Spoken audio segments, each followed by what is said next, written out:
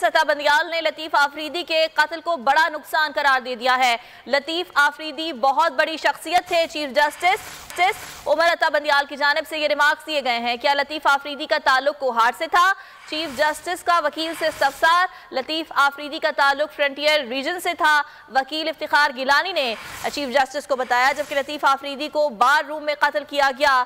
वकील इफ्तिखार गिलानी ने यह भी बताया लतीफ आफरीदी का कत्ल अफसोसनाक वाकया है। चीफ जस्टिस की जानिब से अफसोस किया गया है, जबकि चीफ जस्टिस ने रिमार्क्स मामूल के मुकदमे की समाअत के दौरान दिए हैं। चीफ जस्टिस उमर अता बंदियाल ने लतीफ आफरीदी के कत्ल को बड़ा नुकसान करार दिया है और साथ साथ अफसोस का भी इजहार किया है। नीला मर्शद हमारे साथ मौजूद हैं। नीला मर्शद, आगाह कीजिएगा, मजीद क्या कहना था चीफ जस्टिस का?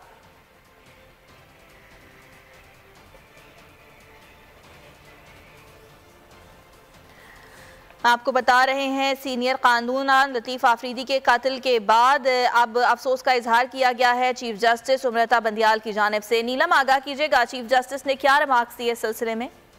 जी बिल्कुल, आपको बताएंगे चीफ जस्टिस उमर अता बंदियाल ने लतीफ आफरीदी के कत्ल को बड़ा नुकसान करार दिया है। दौरान समाअत उन्होंने बड़े अहम रिमार्क्स दिए। उनका कहना था कि लतीफ आफरीदी बहुत बड़ी शख्सियत थे।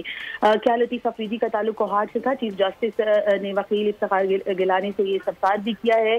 दौरान समाअत अहम रिमार्क्स के दौरान चीफ जस्टिस ऑफ पाकिस्तान ने लतीफ आफरीदी के कत्ल को अफसोसनाक वाक़या करार दिया है।